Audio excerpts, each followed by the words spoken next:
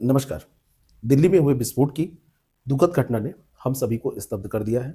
जिन परिवारों ने अपने परिजन खोए हैं, उनके प्रति हमारी गहरी संवेदना है। घायल लोग जल्द स्वस्थ हों, यही प्रार्थना है और इस कठिन समय में हम उन परिवारों के साथ खड़े हैं।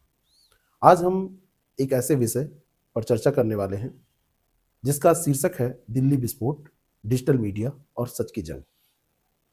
जो सिर्फ एक घटना नहीं है, बल्कि राष्ट्रीय सुरक्षा, मीडिया की विश्वसनीयता और नागरिक समाज के भविष्य से जुड़ा हुआ मुद्दा है। इस पूरे मामले पर गहराई से चर्चा करने के लिए हमारे साथ हैं अजीत सर। आपका मैं बहुत बहुत स्वागत करता हूं। धन्यवाद सर। सभी श्रोताओं को भी मेरी तरफ से जो है धन्यवाद। और दिल्ली में जिनकी मृत्यु हुई है उनके परिजनों को मेरी तरफ से भी गहरी संवेदनाएं हैं। और जो लोग जो है इस घटना में चोटिल हुए हैं उनको भी जो है स्वस्थ होने की जो है जल्द से जल्द मैं कामना करता हूं। और सरकार से भी उम्मीद है कि इस घटना की जांच अच्छे तरीके से करे ताकि जो है चीज़ें सही तरीके से पता चल सकें कि क्या समस्याएं थीं। अजीत जी, अगर हम इस घटना का तथ्यात्मक अवलोकन करें तो किसी भी विश्लेषण की जो भी नींव होती है, क्योंकि तथ्य पर ही टिकी होती है, जी तो मीडिया की भूमिका पर जाने से पहले हमारे श्रोताओं को ये समझना होगा कि आखिर दिल्ली विस्फोट में आधिकारिक रूप से क्या सामने आया है। उन स्थापित तथ्यों को कृपया आप यहाँ पे रखें जिनकी पुष्टि अभी तक की जा चुकी है। जी बिल्कुल सर। अगर बात करें तो जो दिल्ली विस्फोट हुआ है उसमें लगभग 10 से 12 लोगों की मौत की जो है ऑफिशियल न्यूज़ आ चुकी है कि लगभग जो है हुआ है। और ये 10 नवंबर 2025 की शाम दिल्ली के लाल किला मेट्रो स्टेशन के जस्ट पास में हुआ था। इसमें लगभग जो है 20 प्लस यानी कि लगभग कहें तो 2 दर्जन के आसपास लोगों के जो है घायल होने की भी बात पता चल रही है। और 5 से 6 गाड़ियां जो है वहाँ पे जो है जल गई थी हाँ जल गई और हैं या फिर खत्म हुई हैं। विस्फोट इतना तगड़ा था जी कि लोगों के मांस के टुकड़े ऐसे उड़ते हुए जी दिखे। हाँ बिल्कुल सर। ऐसा हम लोगों ने रिपोर्ट्स में हाँ, देखा है। पहले इसकी जो जांच थी, शुरुआती जो जांच है वो दिल्ली पुलिस की क्राइम ब्रांच और स्पेशल सेल कर रही थी, लेकिन मामले की गंभीरता को देखते हुए जी। एनआईओ को सौंप दिया गया है। हम्म, और महत्वपूर्ण बात है ये कि अभी तक न तो हमारी जांच एजेंसियों ने और न ही किसी आतंकी संगठन ने हम्म, इस घटना की जिम्मेदारी ली है आधिकारिक तौर पे। तो जी। जांच अभी संवेदनशील चरण में है। हाँ, ये जरूर है कि इस घटना के पीछे अगर देखा जाए तो आतंकी संदिग्ध विस्फोट के तौर पे वर्गीकृत किया गया है। ये हाँ, हमारे लिए महत्वपूर्ण है। लेकिन अगर हम देखें अभी सोशल मीडिया का जो युग है, उसमें हम देखें तो थंबनेल की बहुत बड़ी भूमिका होती है। थंबनेल का मतलब होता है कि जिस फोटो को देख के हम क्लिक करते हैं न्यूज को। भ्रामक थंबनेल का अगर हम यहाँ पर विश्लेषण करें तो घटना के कुछ ही घंटों में डिजिटल प्लेटफॉर्म पर आप देखेंगे बिल्कुल सनसनी फैल गई। यूट्यूब पर थंबनेल लिखे दिखे जिनका मकसद था केवल खबर देना नहीं, बल्कि एक कहानी गढ़ना। उसमें कुछ ऐसे थंबनेल दिखे, आपने भी देखे, हमने जी भी देखे, बिल्कुल सब सर। लोगों ने देखे कि दिल्ली धमाके के पीछे हाफिज सईद के आतंकी, दिल्ली ब्लास्ट पर पीएम मोदी का तगड़ा ऑर्डर, दिल्ली ब्लास्ट घटना स्थल पर पहुंचने वाले हैं गृह मंत्री। एक थंबनेल हमने देखा तो उसमें बड़ा आश्चर्य मुझे हुआ। उसमें लिखा हुआ था कि दिल्ली में बम विस्फोट, अब हो जाएगी भारत और पाकिस्तान की जंग। तो ये क्या रणनीति होती है, ये क्यों ऐसा करते हैं, इस पे आपके क्या विचार हैं? सर सीधी सी बात है, अगर जी। पत्रकारिता के हिसाब से देखें तो ये बहुत अच्छी पत्रकारिता नहीं है। तो यानी जी। कि हम इसे केवल जो है पत्रकारिता नहीं कर सकते हैं। ठीक जी। है, ये इंजीनियरिंग है जो मिस इन्फॉर्मेशन का, जी। यानी कि एक तरह से engineering of miss information information का जो है हम इसके कैटेगरी में रख सकते हैं। इसमें कुछ चीज़ें आती हैं जैसे जी। संदेह के बीज बो देना। आप देखेंगे कि कभी कभी जो है विस्मयकारी संबोधन यूज होते हैं या प्रश्न मार्क लगा दिया जाता है। हम्म, और उससे जो दिमाग में शक डाल दिया जाता है सब डाल दर्शकों दिया पे जाता है। कि दर्शक के लिए वो क्वेश्चन मार्क जो है ना कई बार जो है नहीं दिखने वाली चीज होती है। और वहां पे उसके लिए समस्या आ जाती है और ध्यान न्यूज के अंदर जो ध्यान है नहीं जाता है बिल्कुल उस पे। वो लोग दूसरे। ये सोच के जाते हैं उसमें पीछे तो डॉट डॉट डॉट लगा के क्वेश्चन मार्क लगा दिया गया, जी लेकिन लोग ये सोच के जाते हैं कि यहाँ पर तो यही इसी के बारे में कुछ बताया गया होगा। हाँ जी हाँ हम्म, बिल्कुल सर। जी। इसी तरीके से एक समस्या आती है भावनाओं के बारे में। जी। अगर आप गौर करेंगे तो आप अच्छी चीजों को देखने की बजाय जो है नेगेटिव चीजों पे फोकस ज्यादा करते हैं। जी। वैसे ही अगर बात करें तो किसी सच्चाई के एक एंगल को जो है पूरी तरीके से सच्चाई के तौर पे प्रेजेंट कर देना। हम्म, अब जांच एजेंसियां हमारी कई सारे डायमेंशन में चल रही होंगी। वो तो सैकड़ों बिल्कुल डायमेंशन देखेंगी, बहुत बिल्कुल सारी चीजें बिल्कुल। देखेंगी। और यहाँ पे आतंकी हमला किसी विशेष समूह की बात करके उसको जो है गलत तरीके से दिखाने का कहीं ना कहीं प्रयास शुरू हो जाता प्रयास है शुरू हो बिना जाता जांच है। एजेंसियों के आधिकारिक सूचना के। जी। जी। जी। तो ये चीजें कई बार जो चुनौती बन जाती है। ऐसी प्रवृत्ति के पीछे क्या कारण है, ये गहरी चिंता का विषय है। लेकिन सवाल ये है कि मीडिया ऐसा क्यों करता है। सवाल ये है कि ऐसी लापरवाही मीडिया या मीडिया ही नहीं, बहुत सारे लोग मीडिया हाउस से भी बढ़कर अपने चैनल पर काम कर रहे हैं, तो ऐसी लापरवाही वो क्यों करते हैं? इसकी कोई गहरी वजह, क्यों ऐसा होता है? सर बहुत अच्छा सवाल है। अगर जी। बात करूँ तो इकोनॉमिक्स में कई सारी चीज़ें आती हैं जी। और ख़ास करके डिजिटल मीडिया में तो अटेंशन इकोनॉमी का कॉन्सेप्ट चलता है, जी। जहाँ क्लिक इज़ इक्वल टू आपका जो है अर्निंग यानी रेवेन्यू, कि पैसा, रेवेन्यू, जी। रेवेन्यू बिल्कुल सर। जी। और जितना सनसनीखेज़ थंबनेल होगा, उतने ज़्यादा क्लिक और उतनी ज़्यादा कमाई, चाहे वो एडवर्टाइज़मेंट से मिल रहा हो, चाहे आपको जो वो सोशल मीडिया प्लेटफ़ॉर्म सोशल दे रहा मीडिया हो। प्लेटफॉर्म। दूसरा मैंने कहा कि नेगेटिविटी जो बायस होने की बात होती है, तो हमारा मनोविज्ञान भी कहता है कि जब आपको कुछ नकारात्मक चीज़ें दिखती हैं ना, तो उनको आप ज़्यादा देखने की कोशिश करते हो। ठीक है, तो मीडिया इस चीज़ का फ़ायदा उठा रही है। तो ऐसी चीज़ें कहीं न कहीं ज़्यादा समस्या बन रही है। अगर हम बात करें कानून की, जी। बात करें नियमों की कि इससे संबंधित नियम क्या है, तो अगर कानून मौजूद है, तो जो ये डिजिटल सुनामी लाई जाती है, इसको रोका क्यों नहीं जा पा रहा है? और इसको रोका क्यों नहीं जा रहा है? सरकार ऐसी मशीनरी क्यों नहीं विकसित करती है?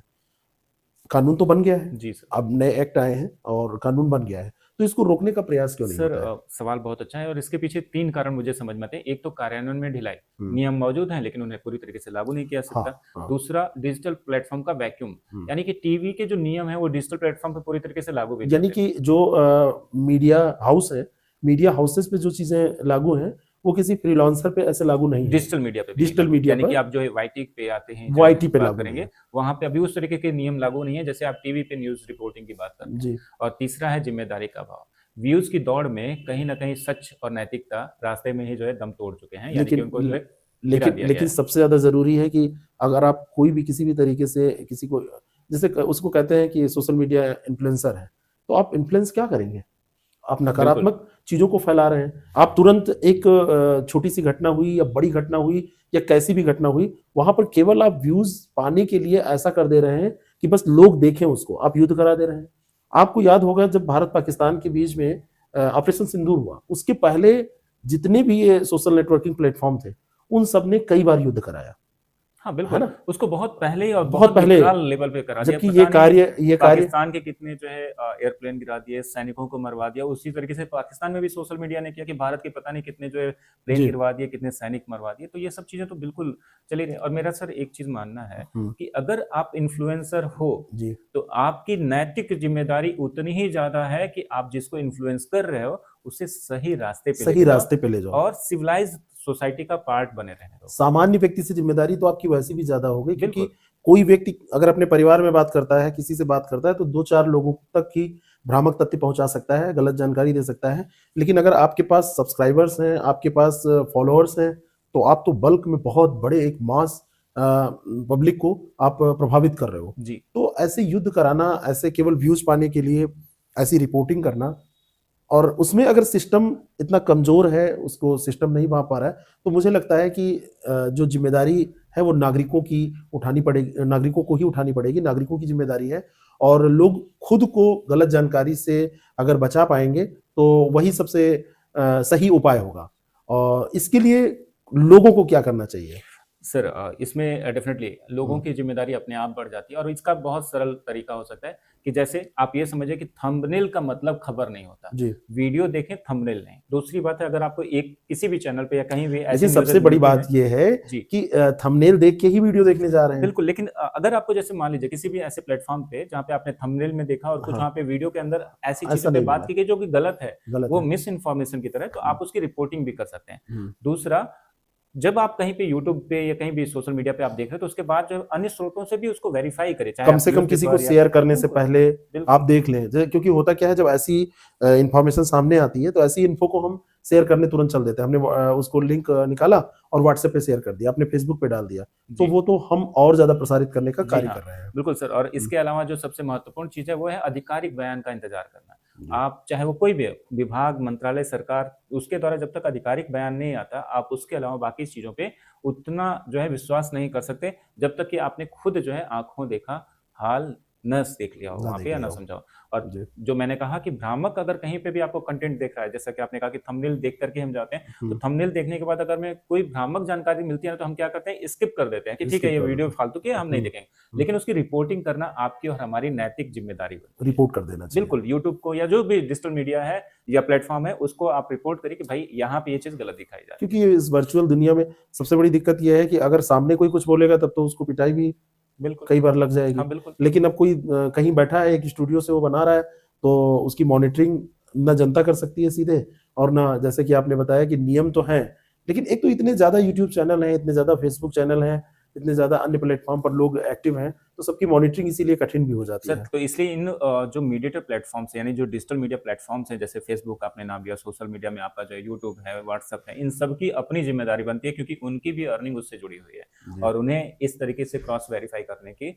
ज़रूरत होगी। जैसे आपने एक फ़ीचर व्हाट्सएप पे देखा होगा जी। कि आप बहुत जगह पे फॉरवर्डेड मैसेज को वो हुँ, खुद ब खुद जो है हुँ। एक अलग कैटेगरी में डाल देता है कि आप इसको चेक कर लीजिए। चेक शेयर कर करने लीजिए। से पहले इसको हुँ। चेक कर लीजिए कि ये जो है जो न्यूज़ कैसा बहुत है। तेज़ी से शेयर की जाती है और डाउटफुल होती है, हुँ। क्योंकि उनका भी अपना एक विंग है जो उसको चेक करता है। तो उनको लगता है, तो और वैसे भी फॉरवर्ड पहले बहुत सारे लोग किया जा सकता था। अब 5 लोगों से ज़्यादा एक साथ में जी, फॉरवर्ड आप, बिल्कुल। चाहे ग्रुप हो, चाहे लोग हों, आप नहीं कर सकते। तो हमारा मानना है कि आप जागरूक रहें, आप जहाँ पर भी आपको ऐसा कुछ लगे तो आप सूचित करें, यूट्यूब को सूचित करें, उसमें ऑप्शन होता है, आप रिपोर्ट कर सकते हैं और आप सुरक्षित रहें ऐसी खबरों से, और आपकी ज़िम्मेदारी है कि आप दूसरों को भी ऐसी खबरों से सुरक्षित रखें।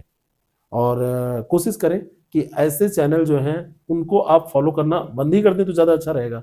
बहुत सारे ऑथेंटिक चैनल हैं, जी। आप उनको, मैं किसी का नाम नहीं लेना चाहता, आप लोग सब जानते हैं कि कौन से चैनल हैं, किसी ग्रुप का नाम नहीं, लेकिन ऐसा होता है। जी हाँ, तो बिल्कुल, ऐसे बहुत सारे चैनल्स हैं, आप देख सकते हो। आप देखो, हम सभी बौद्धिक हैं, हम जज कर सकते हैं, चेक कर सकते हैं कि कौन-सा चैनल हमें ज़्यादा बेहतर हुँ, इन्फॉर्मेशन दे रहा है या सही जानकारी दे रहा है। आप डेफ़िनिटली आप एक चैनल पे भरोसा ना करें, आप 2-4 चैनल से ज़रूर से क्रॉस वेरीफ़ाई करें, तो आपकी चीज़ें जो जानकारी होगी आपके पास, वो सही जानकारी होने के चांसेस ज़्यादा हैं। तो मैं आपसे विदा लेता हूँ इन्हीं बातों के साथ, और हम फिर मिलेंगे दुनिया के अनकहे सच के एक नए एपिसोड में। जय हिंद, जय भारत।